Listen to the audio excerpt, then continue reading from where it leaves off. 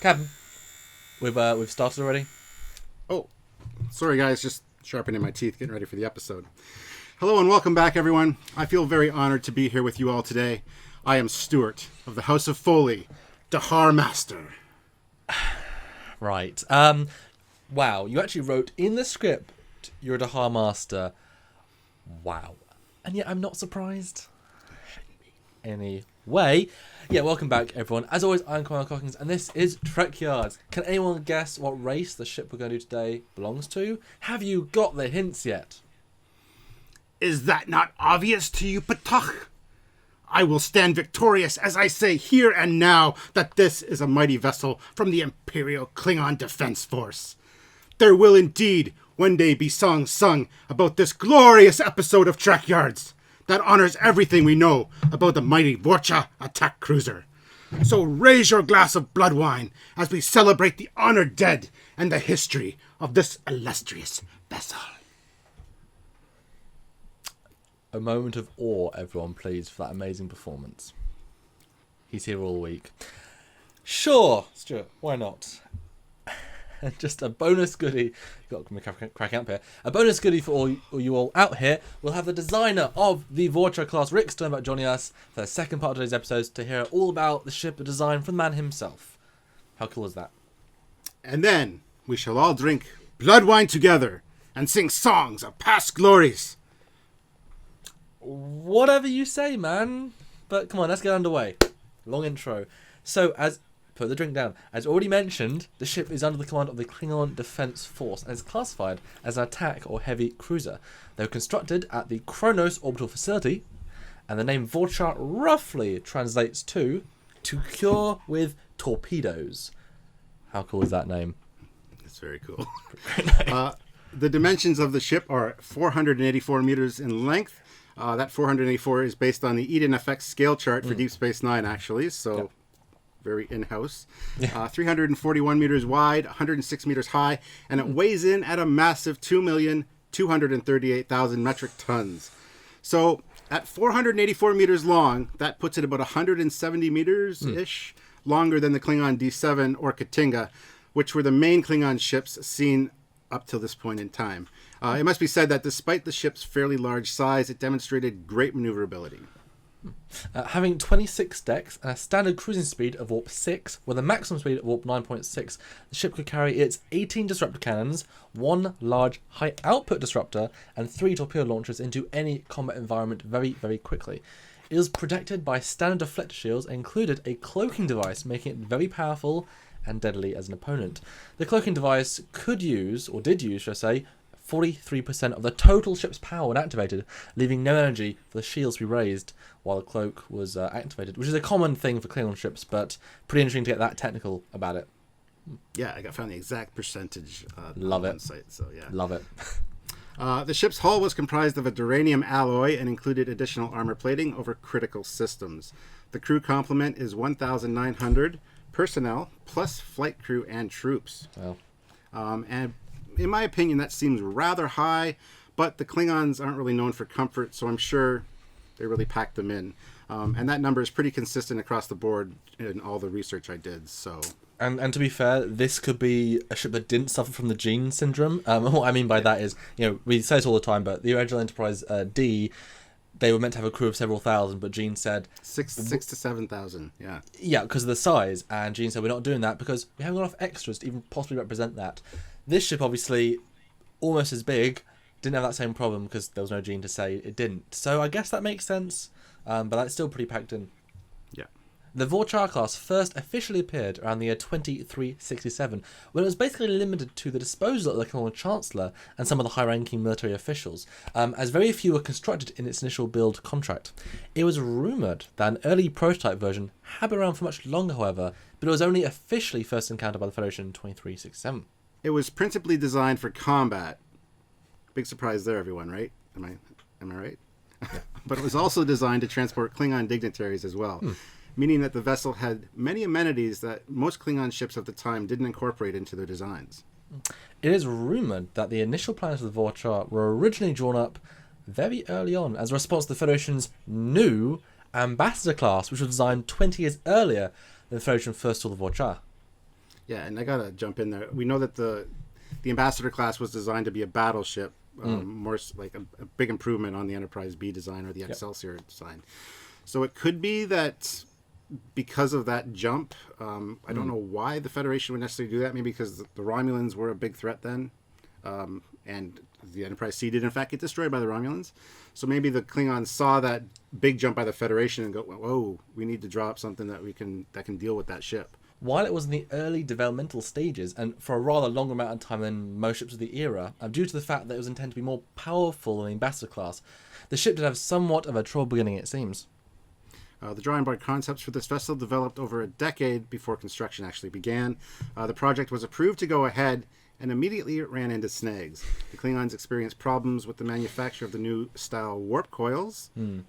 As we know that this ship has newly designed nacelles, which we're going to get into a little bit later, and also had troubles matching Starfleet's development of the new burst-fire photon torpedo tubes. However, the material problems were soon overcome, and the first designs indicated that the ship could comfortably meet the design requirements using a larger number of single-fire torpedo tubes, as well as the addition of a higher output forward-facing disruptor cannon.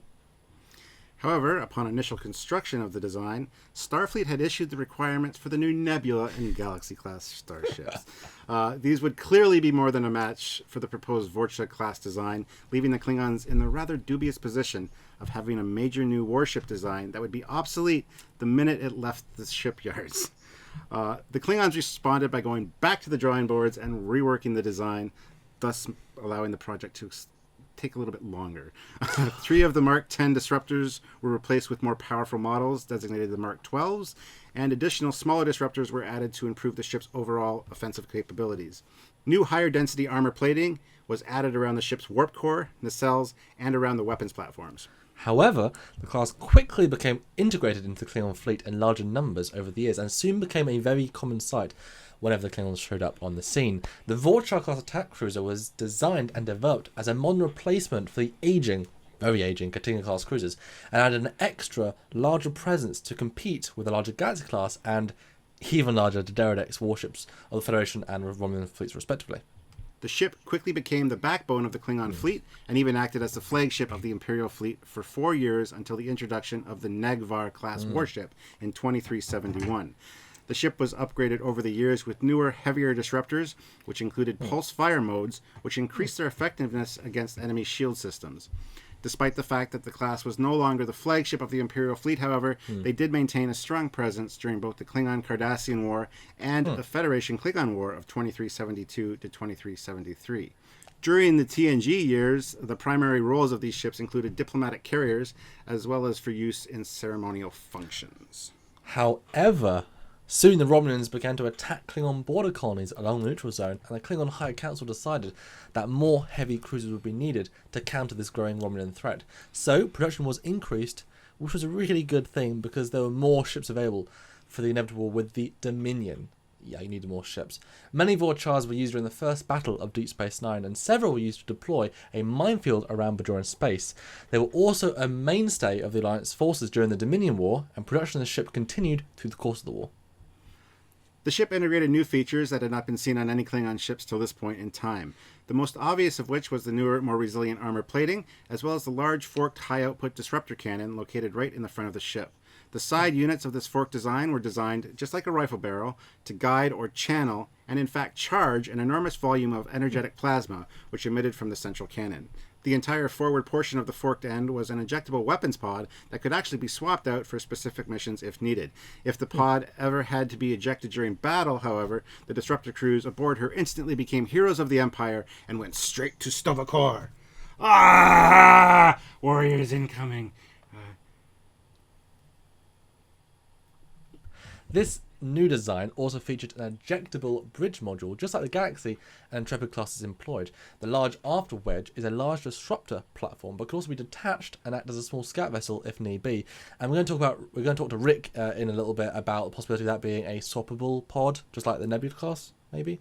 The Vorcha class filled the role of a support and transport, and were quite successful in that role, especially for long-range pursuits, making them excellent patrol ships. They also acted as command ships during the Dominion War. During an alternate 26th century, at least one Vorcha-class cruiser participated on the side of the Federation against the Sphere Builders in the Battle of Procyon 5, in the Enterprise episode Azadi Prime. And in the Mirror Universe, the Klingon-Cardassian Alliance also used the Vorcha class as the backbone of their fleets as well, although the ships were known to have poor targeting performance and frequently chased after warp shadows. Now, it's unclear whether the Prime Universe counterpart had this technical glitch, but we're going to presume that they didn't. Better engineers, ones that didn't get killed. Oh, yeah, absolutely. The Vorchars were well reputed for having enough firepower to threaten subterranean base. However, despite this reputation, the Vorcha does have its limitations against heavily fortified targets. During the Dominion War, when Chancellor Garon chose to attack Sarpedion 5, he wanted the initial strike to be led by 15 Vorcha-class attack cruisers to soften their defences. However, according to General Martok, 15 attack cruisers would barely scratch their defences. Pretty good defenses, I guess. Yeah, seriously.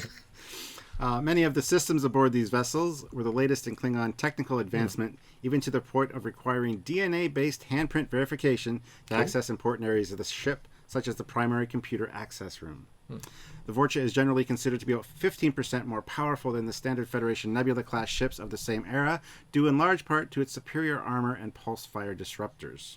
And it's worth pointing out we mean the standard Nebula, not the one with the weapons pod, because obviously that has more guns. Well, but this is... I did say standard Federation Nebula class, but we just want to make sure that you guys heard that, because I know that's going to cause a lot of... Yeah, I know we see that one the most, but that's just because that was the physical model, but there are other Anyway, keep going. Thank you. The Klingons are reported to be planning an upgrade or next-generation refit of the Vorcha following the Dominion War, including stronger armor, even more powerful disruptors, and the latest in torpedo and shielding technologies. Do you think that includes quantums? I mean, do you think we'll ever see like Klingons or Romulans using quantums? I can't see why not. I mean, it makes sense developmental-wise. I mean, do you think... Because all I think about, though, if everyone sort of uses photons, but were we the first ones to make quantums? That's kind of strange that no one else would be pushing the bounds. Yeah, that's a good point. Well, as you know, I'm rewatching Enterprise, and there was just an episode where they said that the Klingons have something called photon torpedoes, and Malcolm's like, that sounds interesting. So, I mean, we weren't the first to develop photons, so I don't know, maybe we just, because of all of the races in the Federation, perhaps we were the first to develop quantums. I don't know.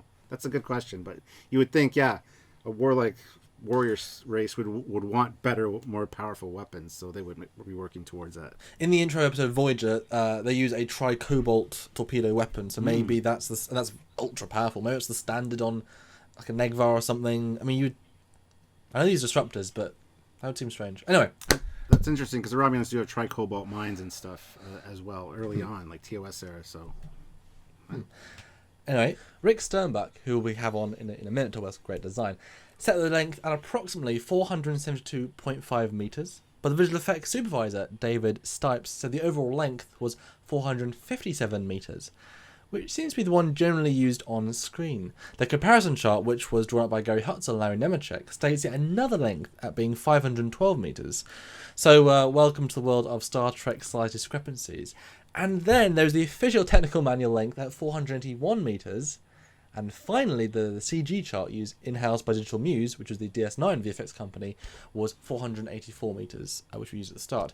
So you can decide on which size fits your personal taste. And I think it's worth saying that there's probably a few variants of this design, with additional different pods on the front, perhaps where the weapons fork is, as well as the pod on the back, which could be variants in the length.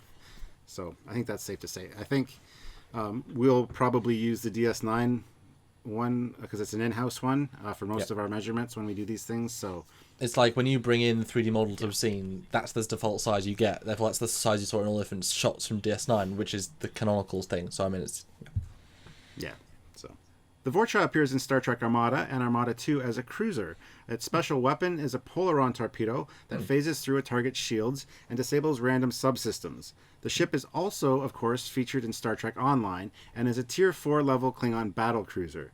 There are a number of Vorcha variants in the game, such as the Vorkang class, which is a new refit version of the ship, as well as the Torkat class.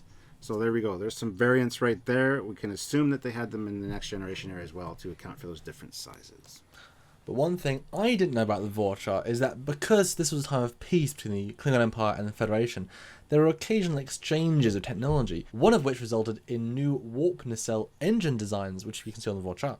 Earlier Klingon ships, of course, featured the rectangular nacelles that emitted a green or cyan color. Moving forward on the production model of the Vorcha, the nacelles were now more rounded and featured red Bizarre collectors at the ends, very similar to the Galaxy class as well as many other Federation ships. So it is that time in our program where we activate the transporter and beam over one of our favourite designers to talk about this ship. The who's, the what's, the whys, and even the what ifs. So without further ado, we'd like to welcome Rick Sternbach back to the show. Hey Rick, thanks for joining us today. Hey. Hey, good to be back, guys. Today, as you know, we talk about the Klingon Vorcha battle cruiser. Attack cruiser. Attack cruiser. Straight away, he's on it. So, can you start off by telling us when you first heard you'd be designing the next and state-of-the-art Klingon warship? You know, the ship, was definitely mentioned. It was going to be, a new main Klingon ship. I started with my messy doodle phase, pretty quickly. Always in the back of my mind, thinking of Matt Jeffries' battlecruiser from the original show. Why not keep a lineage going? And that it will definitely bring up later. But how did you feel being approached with this next Klingon ship? I just launched into lots and lots of doodles, and as folks know, my doodles are just astoundingly messy when they start. But I get into more and more refined drawings, lots and lots of little details, and trying to keep, at least with this one, trying to keep some real Klingon shapes going, and maybe add a couple of new wrinkles to it. Well, the only Klingon ships we had seen up to this point were, of course, the D7 and the Katinga, both stylistically the same, and, of course, the Bird of Prey, which was a Scout-class vessel. Now, did the producers or anyone specifically ask you to make something that was very similar to Matt Jeffries' original Klingon design, or did they just kind of leave this up to you and see what you could come up with? And what was the original brief that was kind of given to you about this ship? Anything specific? No, it was mostly just descriptions in the script. Yeah, they pretty well left it up to me to come up with something that would fit within the story requirements. The only thing that they really, I think that Rick Berman mentioned was because it would be seen in relation to the Enterprise D, it should be smaller than the D. Every ship that we came up against was maybe 3/4 the length of the Galaxy class, because the Enterprise D was like the badass flagship. Except for the Romulans, the D'Deridex was pretty big. Yeah. They were the bigger baddies. Anyway, so let's get right into the meat and potatoes. Talk us through how you approached on this ship, and talk us through your process and why you settled on the actual shapes or the basic details that you did. Starting with the general shape of Matt Jeffries' original battlecruiser, it had a broad main body, it had a long neck, it had a bridge ear. And also thinking of some of the hyper detailed versions that we saw in the movie. Lots of plate detail, lots of little, photo etch bits attached. Matt's original model, was very, very smooth. Designers get more sophisticated as audiences get more sophisticated. We wanted to see more interesting details. Feeling back when we did this attack cruiser was visual effects wanted shapes that would make at least little bits of shadow, which would help them in their filming, help indicate scale. That worked into my feelings about the plate detail. And of course, since a lot of what we saw with the Klingons was very rough, tough, angular shapes, I worked those into the hull plate. That is this week's Trekyards done and dusted. Next week, we've got another great part. Yes, the continuation. Next week. Tune in. So 7 days and just click on that link. So we'll see you then. See you then, guys.